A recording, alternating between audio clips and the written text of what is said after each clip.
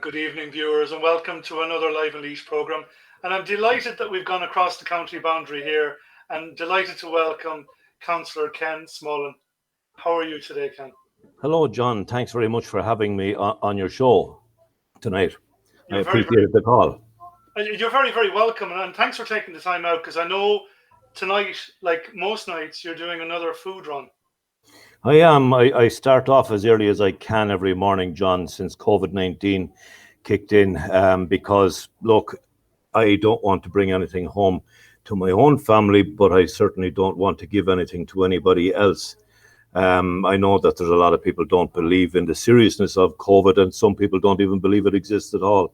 But I would rather be wrong and wear my mask and be afraid of COVID than be wrong about, disbelieving in COVID. We can't be careful enough. We have to protect people. Simple as that. Well said, Ken. I've asthma myself, so I try to be wary. I try to be careful. Yeah. Look, I mean, we're all, feeling around, making sure that, we're trying our best. Yeah, exactly. We're not going to get everything right, but as time goes by, I'm sure that we'll all get used to it now, and that's why I go out, at roughly 5 o'clock every morning, because I have a lot of families on my list. I have 833, I think it is now, on my list. And they are in Offaly and Laois, Westmeath, but Offaly and its surrounding counties, all of its surrounding counties. I could find myself down in the silver mines in Tipperary, but I could equally find myself in Strokestown and County Roscommon, a huge distance between these places. And what gets me really is that, other than the likes of Pat and Portlaoise, who are now beginning to visit families in Laois, we don't have groups that visit families in other counties. We're the only ones in Offaly, and it's something that we have to try to get is groups of people who are willing to take on this challenge. I know I was successful in getting a group going down in Cork. They're called the East Cork Food Appeal. They're a brilliant group of people, and they're based in Middleton, and they are looking after a number of families. You see, I was contacted. I used to go by the figures that were by a survey that was carried out, by study research that was carried out in 2013 by two trade unions, Unite and Mandate, and they said that there was 600,000 people on the in the 26 on the island of Ireland that didn't have enough food to eat. Now, I was contacted then about 18 months ago by the grandson of a former Minister for Health, Dr. Noel Brown. And he told me that my figures were wrong, because he was involved in research into food poverty that was done in NUIG back in December 18, is when they released the results. And they found that there is in excess of 750,000 people on this island that do not have enough food to eat. And more than 10,000 of those would be in Offaly. The very same figures basically in Laois. It's worse in Westmeath, simply because there's a larger population in Westmeath. But in Offaly and its surrounding counties, there's well in excess of 100,000 people who don't have enough food to eat. And, 50% of those, half of that number, is children. Children that cannot be held responsible for anything that their parents might have done, or would say if parents like to have a smoke, or if they like to gamble, or if they drink, or if they're on drugs, or whatever it be, that's not the child's fault. And children are going hungry, and children are going to school hungry, children are going to bed hungry, and that's what keeps me going. I would work 24 hours a day if I could, John, because I just think it's an awful crime against humanity that in the Ireland of 2020, we have such poverty and people not with enough food to eat. And the fact of, and I know I'm going on about it now, but the fact that thousands of children in Laois, thousands of children in Offaly will not get a visit from Santa Claus this year, just as they didn't last year, and just as they didn't the year before. And our politicians, whether they be local or national, do not recognize this crisis for what it is. They keep it hidden, because if they admitted to it, it would make them look bad. So, for example, Ken, you're an elected official. You have an electoral mandate, right? Yes. When you're meeting fellow councillors in Offaly and in other counties, I mean, are there other? I mean, to put it this way, are there other Ken Smollens in other counties? I'm not claiming to be unique in any way, John. I'm just doing something because I've it's what I found at the repossession courts I've attended all of the repossession courts, as many as I could since 2000, and God, it must be 10 years now. But there are no other councillors, as far as I know, doing something similar. Now, I do know that Alan Laws in County Meath is basically doing something similar. But other than that, now we'll say you have another gentleman there. Christ, I can't think of his first name now. Flynn, in Dublin. He's with Inner City Helping Homelessness. But other than that, John, there's blank denial that this crisis even exists, that there are people hungry, that poverty is an issue at all. It's never mentioned. And particularly in Offaly County Council, they just don't seem to want to know. Yeah, is it a case? I've been thinking a lot about this and running for office and people who run for office, and I really admire them because in the current climate, it takes a lot of guts to put your name forward. The only problem I have is that with the current climate, especially online, there's a lot of pretty disgraceful stuff said about elected politicians.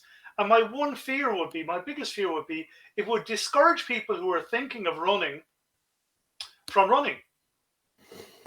Yes, I would agree with you, John. You see, you basically have to develop a hard neck and to ignore a lot of what's said. Now, look, I'm not claiming to be any saint. I will certainly say what I feel that needs to be said about the situation that we're in at the moment, about Fianna Fáil and about Fine Gael and about the Green Party and but I certainly try not to be offensive towards anybody because it's not very professional being offensive, and you kind of lose the argument when you lose your professionalism.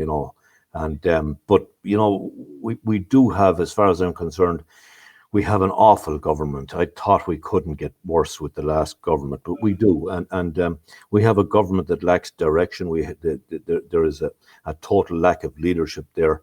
I could never ever, in my wildest dreams, ever vote for Fine Gael. But look, Leo Varadkar did appear to be a far more professional man than the current leader, and look, I maybe I should be ashamed to say it, but I was one of these people who voted Fianna Fáil all my life because my family did, and I voted for them until 2011, until they sold us out. They basically gave away our sovereignty, and our children, our grandchildren, our great grandchildren will be paying the debts of bankers, bondholders, developers, and speculators until the mid 2050s, and that is shameful. That is wrong.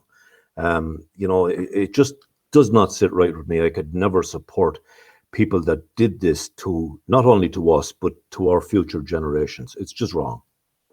And on that point, like Eamon O'Keefe recently coming out again and saying basically Fianna Fáil faces an existential crisis that they'll end up disappearing. Like, do you think that is possible? I think if things were right, John, that he would be right. But you're going to have people, you see, in Ireland now, maybe it's the same in other countries, but I don't think so. In Ireland, supporting Fianna Fáil or supporting Fine Gael is like supporting Manchester United and supporting Liverpool.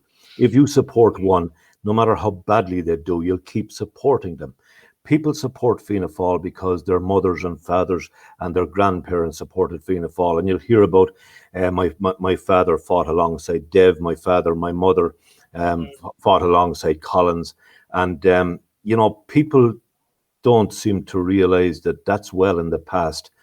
And it's our future, and it's our children and grandchildren's future that counts.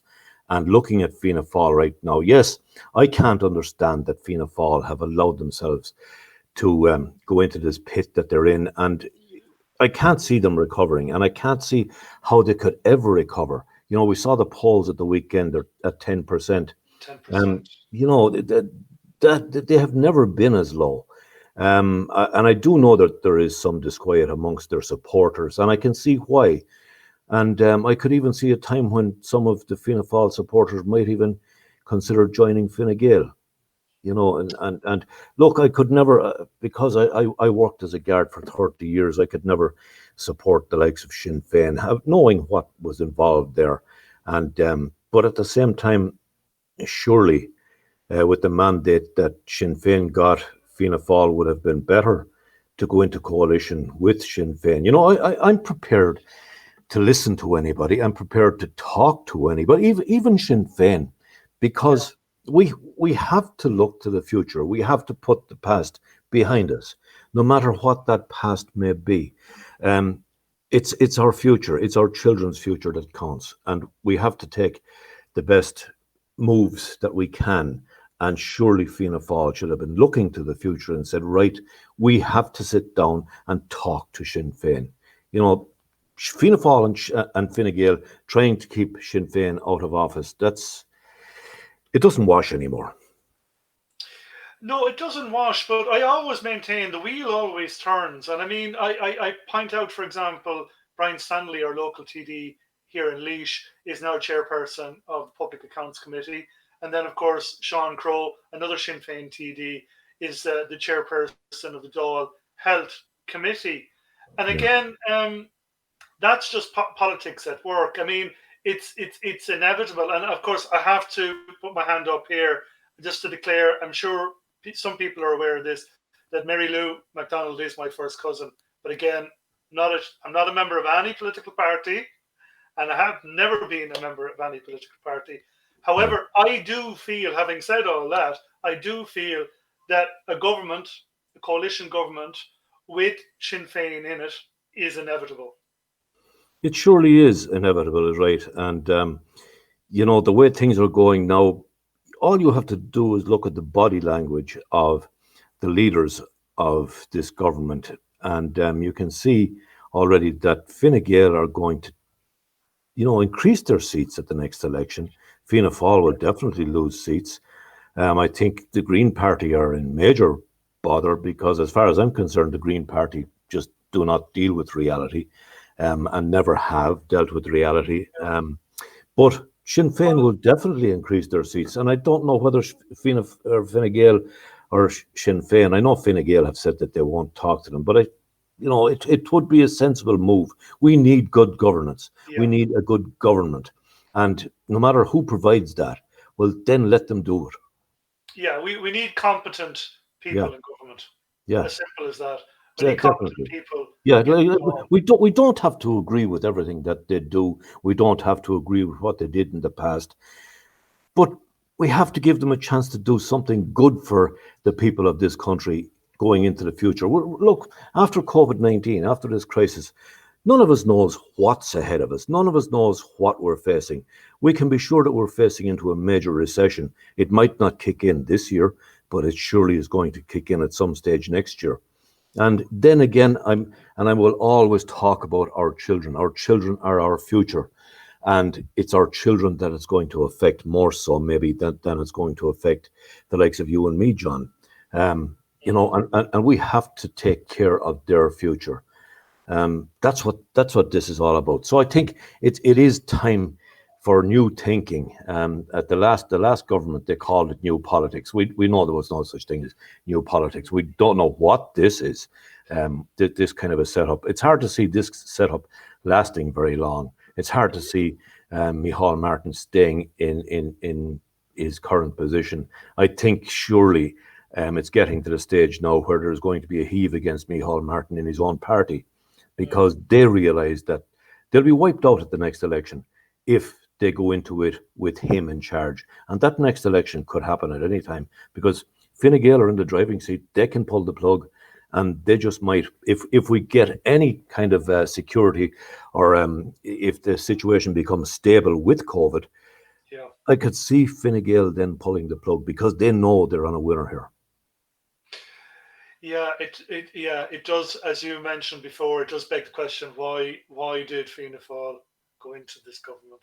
Oh, look, as far as I can see, John Fianna Fáil went into this government because Micheál Martin wanted to be Taoiseach at any cost. He didn't care about Fianna Fáil. He doesn't care about the health and welfare of the nation, of the people in this country. He, he didn't even talk a good talk, and that's why they did so badly at the election. But look, he wanted to be Taoiseach at any cost, and that's why he's there right now, and that's why Fianna Fáil are in the situation they're in. Yeah, I mean, it's incredible to think how far they've fallen. I mean, I was born at the tail end of the 60s, and of Mm. course, in rural Ireland, you had the Holy Trinity of Fianna Fáil, the GA, and the church, and it's all changed. Oh, it certainly has. You see, my own mother was from Rosenallis in County Laois, and they were a big Fianna Fáil family too. And my grandfather, a man called John Egan, he died in April 1975, and he thought Dev was God. And Yeah, when Dev died in August 1975, I remember my mother and my aunts and saying that, well, it's just as well your granddad died when he did, because if he didn't, then it would have killed him. The fact that Dev had, that's why people worshipped the likes of Dev at the time. They thought that he was basically God, But look, I know times have changed, but yeah, but we need leadership. I mean, looking back at our political history in the almost 100 years of our state, I mean, we have produced fine ministers and fine Taoiseach. I'm thinking, of course, you mentioned him before, Noel Brown, yeah, Donogh O'Malley, my hero. yes, I think Donogh O'Malley, to be honest, I've mentioned this to certain people and they laughed at me, but I said, for me, Donogh O'Malley, there should be a statue. There should be a statue of Donogh, one statue in every county around the country, because to provide free secondary education yeah, for me. I'm convinced, and this is again one of my pet theories, that modern Ireland, the Ireland that we live in now, started with that decision back in 60, pretty sure it was 66, two yeah, years before I was born. yeah. I'm Well, one look, of I do. Donna's kids. Yeah, well, look, I have six. I have 7 years. You're 1966, is it, or 60, 68, 60, 68. 68? I was Yeah, born. I was born 8 years before you. So, and look, you're dead right. I think going back to kids again and children again, or young people, education is the key, and we have to work towards a time. And I know people might say this is overly ambitious, and it's not realistic, but we have to look at a time when third level education is free for our young people as well. Now I yeah, know there's an awful lot to do in that, because you're talking about accommodation, you're talking about a whole load of different things, but we have to look at giving young people equal opportunities. And right now they don't. It depends on how much is in your mommy and daddy's pocket, how well educated you get. yeah. It's yeah. I'm going through it at the moment. We've the two. Our youngest now will be going to college in Limerick Sunday week. She's gone down. Yeah, yeah, Again, it's it is expensive, but to be yeah. fair, It's hugely costly. yeah, it is. It is, but they are working away. Yeah, Of course, we're immensely proud of them.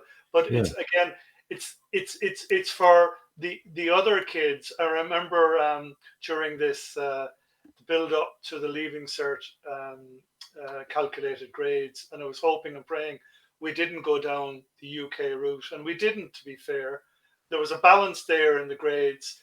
I thought we protected children from, well, they're young adults from more deprived backgrounds, and there was a fairness and a balance there, and really we should have that across the board. And we don't. It depends on the family you're born into, the housing estate you're born into. You're stigmatized if you live here and you don't live there. You get all the definitely. advantages if you live there, but you get none of them if you live over here. And we can see it. I can see it. You can see it. I'm sure as a guard, Ken, like, at what age did you realize you came out of Templemore, like us all, a bit green behind the ears, wet behind the ears? And when did you start to realize basically our society, there there are big inequalities there? I don't know exactly when I noticed that, John, Mm, but I do know that after the banking crisis of 2008, 2010, um, there was a time, I don't know whether it was 2010, that it hit me that I just had no further interest in um, prosecuting people, mm, um, because I knew that I was dealing with people that basically were broke. They yeah, had nothing. And I stopped men that cried in front of me because they wouldn't be able to afford the fine for speaking on their mobile phone or for speeding or whatever it was. And it really hit me then that we were really in a bad situation that wasn't being addressed. The talk was about the banks, the bondholders, the speculators, developers. They were all important, but the ordinary person on the street wasn't. Now, I do remember when I was in Tala in 1982, 83, the queues of people signing on the dole. Back then, you used to get your dole form stamped and signed by the guard. yeah, And I remember being in a porta cabin there, and there was a few well-known people that actually came along there, and well-known actors now that got there, that I stamped their forms for them. And look, Ronnie Drew was from the Dubliners; he was one of them as well. And but I think it was back then, even as early as then, that I just realised that things aren't as rosy in the garden as we're all led to believe, and equal opportunities, as we were taught about in school, don't really exist. And once you go out into the big bad world, you're definitely on your own. And it's something that and I know I'm probably deviating off the subject again, but it's something that should be taught in schools: the basics of how to handle money and how to save money, and how to cook, and not just for women, for men as well. yeah, How to feed yourself, and the value of good food, and because it's something that's missing out there. And it's, I call to people every day, and some of these people would be working people, but they wouldn't know how to boil an egg, because it was all done for them, and they can go into a restaurant and order whatever they want, but they never really had to do anything like that themselves. And I am getting calls now from people who are affected by COVID-19. They have huge mortgage repayments, they have huge rents to pay.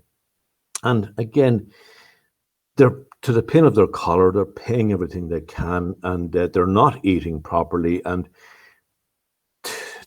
the lucky ones, as far as I'm concerned, are contacting me. The mm, ones that for help with food. Um, but I can only give them certain food because they wouldn't know how to cook the other food that I would give them. But there are people who will never contact me, and I know they won't contact me because of fear, shame, embarrassment, and loss of pride, and everything like that. And that's why it took me so long to build up trust in people, and people, 900 or 833 families. But that's since December 2016, and that is only growing now, John.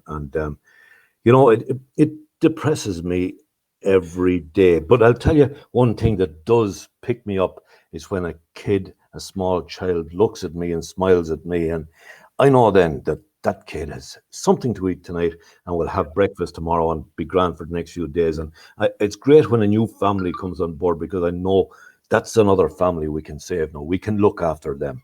But there are too many out there. I'm only getting to 833 families, but there are in County Offaly alone. Like, that's 833 families between Offaly and all of the surrounding counties. But in Offaly alone, there's approximately 3,000 families. The same in Laois, in yeah. Westmeath, more. So we're not even scratching the surface here.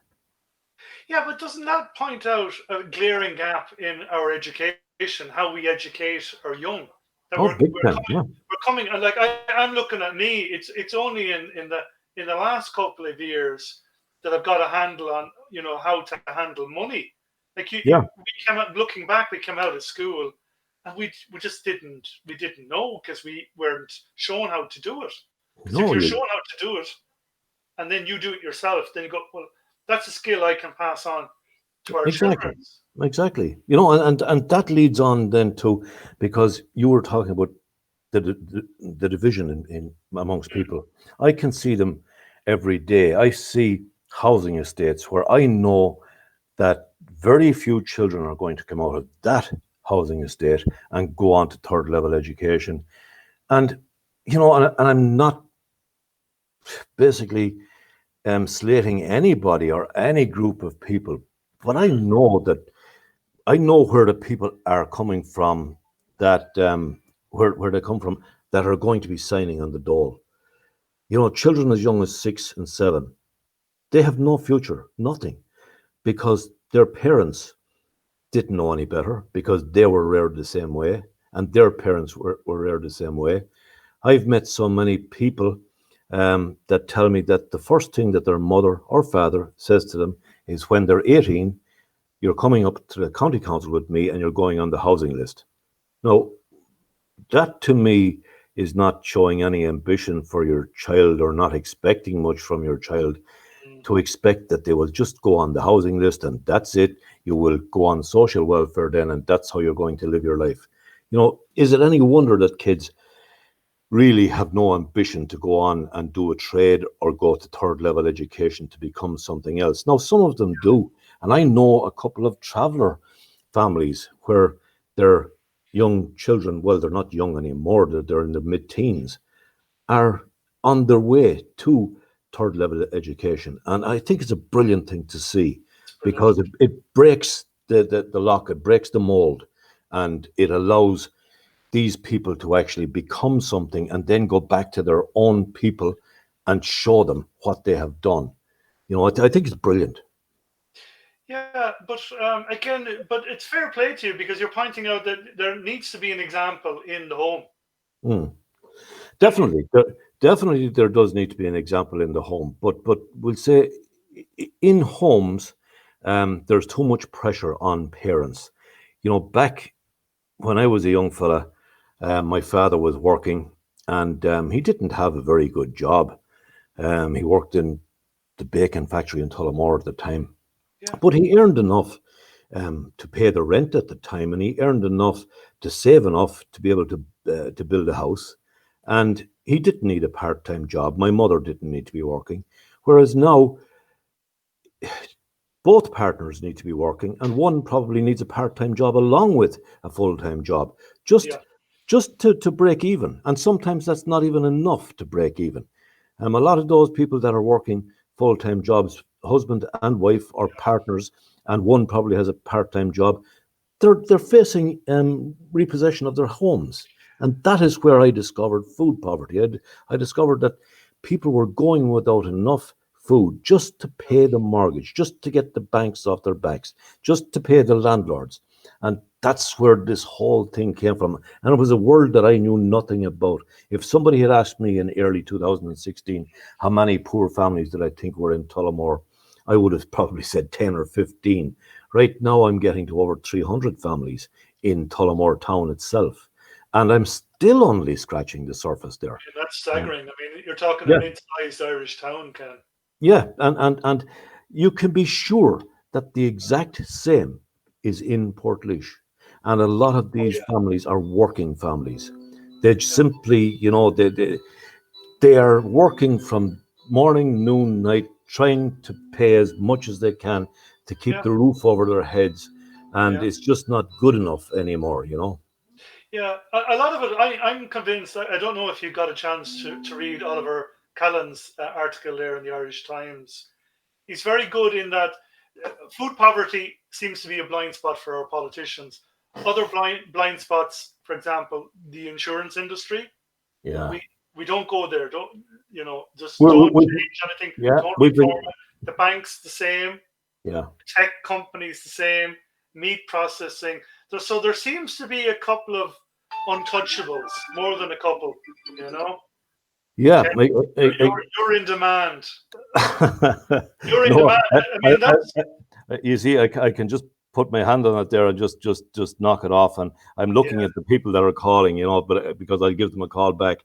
Um, and I don't ring people now to tell them that I'll arrive with yeah. food. It would be people ringing me to see is there any chance to get food over the next couple of days that I would normally visit maybe once a month because that's all I ever get to. And the reason I don't ring people now. It's staggering, though. I mean, I just can't. It's hard. Like, we're a very, very wealthy country now. Yeah, yeah, and In they, 2020. there's a huge gap between rich and poor, and that gap is widening so much. It's unbelievable. There are so many people, especially now with COVID. I'm scared of what's going to happen now, and it's not going to happen next week or next month. It's what's going to happen next year. There are so many people that are working or living off whatever small savings they have, and that's going to run out. And there's so many jobs going to be lost. And, people are in dire straits. There really are. There's so many people in dire straits that it's not funny. I don't know how it's going to be dealt with. I just don't know. And all that the likes of me, look, I'm not a one-man band here. I have a huge amount of people who are helping because Yeah. I have what we call family rescue teams, and we have these family rescue teams in all over the place in Westmeath and Offaly and in Laois, um, and they donate food. Would say if I have 30 teams, well, I on average collect food once every day. No, it might be once every second day, but it's from a different team, and some of these teams would have 20 people in it, but some of them would have 10, but others would have 30 and 40 people. So it's a huge team effort. Now, I might be at the center of it. I collect the food, I go through all of the dates, I pack the food, and I deliver the food. But it's a huge team. It wouldn't be possible. I could never do this on my own. It just simply would not be possible, and I could not do that without the help of some. I estimate that it's about 300 people that are helping me to do this. Um, Yeah. but as I said before, I used to call people and say, look, I'll be there in the next half an hour, I'll be there in the next hour. I don't call people anymore. I just arrive and I drop that stuff at the door because Yeah. I don't want to meet people. I just try to because Of I course. don't want to give them anything. I don't want to give the bag of food and for them Yeah. to take the bag of food from me because look, we're going to be very close and it's not exactly being safe right now. And we have to be as safe as we can. As I said at the beginning, I'd rather be wrong and take these precautions than be wrong and be Yeah. responsible for somebody's death. But I mean, Will, unfortunately, I mean, again, a pet theory of mine is Dáil Éireann isn't representative. We have a certain section, with some exceptions, a certain section of society represented in the Dáil, primarily middle class, wealthy, who haven't experienced the issues you're seeing on the door day to day. And if they're not aware of it, okay, they're basically not going to be fired up to actually do something about I think enough people talk about poverty. You get information, you get press releases from the likes of the St. Vincent de Paul and from other groups telling us that there are roughly 800,000 people living in poverty. Now, they're surely not ignoring these things. Um, it doesn't pay well to heed them because there's nothing that they can do about it on their own. If they admit that so many people, like there's possibly 1 million people in our country who are living, are on the breadline if they're lucky, and most of them just don't have enough food to eat. But politicians, if they admit to that, will it. be admitting to failure because somebody might ask them, "Well, what are you going to do about it?" And no politician is going to say, "Well, I have the answer." I don't have the answer, John. All I can do is do my best to make sure that these people, the people that I know of, get enough food to eat. And my focus is on children because Some people will say to me, well, Johnny or Mary or whoever go out drinking every night. If Yeah. Johnny and Mary or whoever have kids, that's not their fault. It's not the children's fault. One thing that I will never do, two things I will never do, is I will never give people money and I will never give people vouchers, whether it be little vouchers or Aldi vouchers or Dunn Stores vouchers or whatever, because I do know that there is some of these vouchers being traded for less Yes. than 10% of their value and the Yes. proceeds being used for other things. So it's Yes. only food that I will ever deliver to families so that the child or children will have something to eat when they go to the press or go to the fridge. Well, yeah, I've heard about the vouchers being traded. Yeah. A And, couple and of yeah, different people and have it's, told me that. But I yeah, mean, surely part of the solution is in our education system, show the younger generation coming through how to cook and then how to shop on a budget. And yeah, secondly, the provision of community allotments. I was lucky in my younger life. I lived and worked in various countries around Europe, and community allotments there seem to be more and more prevalent. But here, yeah. they're like hen's teeth. I can Oh, never. We've land. We've land everywhere. It just doesn't. See, there you go, Ken. You're in demand again. I know, I it's mean, just, yeah. Well, look, I have this phone only 3 months and it's burned out already. And I know it is. I'm going to have to change this phone again. And it's one of these Huawei's that I had one before, and I don't think I'll ever be getting one again because it's the second one they gave me that didn't last long. Now maybe it's just because it's it's so. overuse. Yeah, it could be that, I don't know. But I'm sorry, John. No, no, no. But I'm just saying that obviously part of the solution then would be obviously provision of community allotments. It would, but you're talking about a long-term solution there. Yeah, it Like, is a long yeah, term. It there, is. there, there are no short-term solutions. Like I'm not going to try and kid somebody by telling them, yeah, this is what we can do, A, B, C, and this will solve the problem. This is a generational thing. Yeah, This problem is probably going to take about 20 years to solve. But I do think if the proper measures are taken, it can be solved. But an awful lot of it has to do with education. yeah, A lot of it has to do with encouraging kids from all walks of life. Give them the hope that there is a future for them in education, and not let them think that, well, daddy and mommy are on the dole, daddy and mommy smoke, daddy and mommy drink, mm, and that's what I'm going to do. Because let's be realistic, that's happening all over the country. And then you have other parents, and I will say that approximately, roughly 70% of the people that I visit are actually from working families. They own their own homes, or are renting. They're not social housing tenants.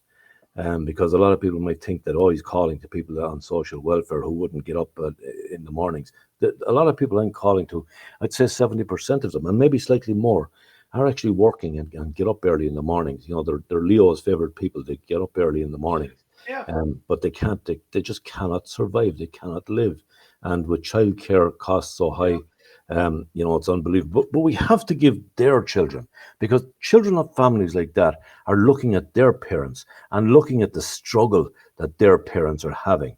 yeah, And, pre-COVID, those kids were probably saying, well, I'm off to Australia or I'm off to the US when I grow up, because yeah. this is not a life to live. And this is the way Ireland has become. We're just, we don't live here. We exist. Yeah, I mean, definitely in my lifetime and in your lifetime, definitely the Yeah, changes that we've seen, some yeah, for the better. I mean, I don't want the old Ireland to ever come back, but no. definitely with New Ireland, there's uh, there's a lot of societal problems there. But Oh, I there mean, are, yeah. it's great that you strike an optimistic tone because I mean I always look at France for some reason, and basically they're on their I think they're on their fifth iteration of a republic, so they're the fifth republic. Maybe again, maybe it's time, I'll throw it out there, that we should have a second republic. Yeah, And you basically that we stand back and go, well, this is working, this is working. These are definitely sectors that are not working for the people on the ground, as you say, the people that are getting up early in the morning, and have a look at and just okay, let's stand back now. because unfortunately in the country, and I'm sure you've seen this, Ken, in various organisations, committees, in the Dáil, it's loyalty again above ability. Definitely, it's loyalty above ability, and there are definitely people, and I think we all know who they are, that are in positions that they really shouldn't be in. They're not qualified to be in. And it's. I see decisions being made. I'll go back to my own former role as a guard. If you want to know how to solve crime, if you want to know how to solve how to reduce deaths on the roads, don't ask the local superintendent or or the commissioner or the chief superintendent. Ask the guard on the front line. He will tell you, or he or she will tell you. If you want to know what we can do to improve the health service and to solve the major crisis that's there, ask a nurse on the front line. Yeah. They will tell you exactly what should happen. And don't ask management, because you'll get the usual baloney from management, and you'll get the usual baloney that suits the government and the people that put them in their positions. It's the same with, the guards, superintendents, and I'm not picking on superintendents, but officers. They won't tell you exactly what they feel, because it affects their promotion prospects. So ask the ordinary guard on the street. He or she will tell you. So will the nurse in the hospital. Well, I'd say the times the ordinary guard on the beat or the nurse in the ward is asked what their opinion of X, Y, and Z. Again, those occasions are as rare as hen's teeth. Yeah, they never happen really, because look, it doesn't suit the agenda to have doctors or well, we'll say nurses asked how they would solve a crisis, because nurses are afraid to actually tell you what is happening and how it can be solved. They're afraid to tell you exactly what is happening in hospitals, because they're afraid for their jobs. It's a regime that is not very nice in the hospitals, and nurses are under tremendous pressure, and they're under tremendous pressure to stay quiet about what is really happening. It's not a pleasant situation. Yeah, I don't know how that thing came on, John. If you can just hold on 1 second, yeah, no problem at turn all. that thing down. You're okay, no problem.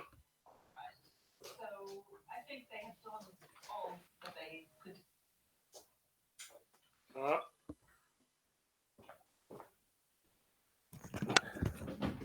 Sorry about that, John. No problem. The box in the corner. Hit the box in the corner. I don't know how it seemed to come on its own. This is it. But it's not exactly a thing I watched, so I didn't even know where the remote control was, so I went over and turned it off. Yeah. Well, Ken, don't worry about that. Ken, all I have to say is thanks for taking the time out. I mean, at your age, I'm only a little bit younger than you. Most men your age now, feet up, down to the golf club. Yeah, well, that's not something I'm going to do, John, because I just wouldn't be happy to do that. Yeah. I was 60 plus 2 weeks ago, and I feel like I'm 70, but at the same time, I will go forever as long as I can, because we can't let these situations develop. We have to. Somebody has to do something about it. And as the old saying goes, well, I am somebody, so therefore it's my responsibility, just the same as it should be everybody's responsibility to stand up and be counted, But there are good people out there, and I know that with the right people, we can make huge improvements in society, and we can make huge improvements for our young people. And our young people are our future. And that's what we have. That's what we have to. That's who we must do these things for. Yeah, they're our hope. They're our hope. Yeah. Exactly. That's why we go through all we go through. To raise them right. Exactly. That's about the size of it, John. All right, Ken. Look, best of luck with your food run tonight. Hope you stay safe and well, and I do hope you have some me time. Well, look, I have me time when I'm driving along in the van. Right. Yeah, but you have to mind yourself as well. Look, it's hard to kill a bad thing, John. I'll be grand. I'll be okay. We're But listen, stuck with you for decades to come, Ken. exactly. Well, if I have my way, you're stuck with me until I'm about 110, maybe. Good. Good, But Ken. John, listen, I appreciate the opportunity for talking. Anyway. Well, I And mean, it's a it's pleasure just like talking. you know me, I'll talk to anyone. Yeah. Well, when you You talk know. to me, you obviously have proved that. Oh no. But I mean, I'm an open Yeah. book. Like there's Yeah. no agenda. There's no agenda. I like, Yeah. I totally I understand. like coming up with kind of solutions, positive solutions as well. Yeah. Because No, I totally understand. Yeah. unfortunately, online, especially now, there's a lot of the language Look. being Yeah. used and the name Yeah. calling. It's like, lads, okay, you feel strongly about something, but what's your solution? Well, look, I got the opportunity of blocking a number of people, and sometimes I would actually post stuff knowing that some of these trolls would come online, because then it gives me the opportunity of seeing who they are and actually looking at their profiles. And it's amazing the amount of these trolls that you'll find, that they have no friends in common and they probably have no profile picture. So it's not a real name. So it gives me pleasure just to block them, get rid of them off my page. Yeah. But look, it's all about playing a game, yeah, and you have to do it I properly. know, but life is too short for that. It certainly is. It certainly is. But look, Yeah. everybody is.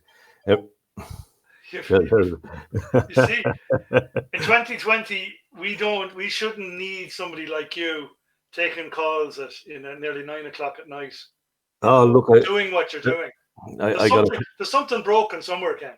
Oh, there's definitely something broken. I got a text message there at it was 11 minutes past 6 one morning, and it was from a mother who that lives approximately 35 miles, maybe 40 miles from me.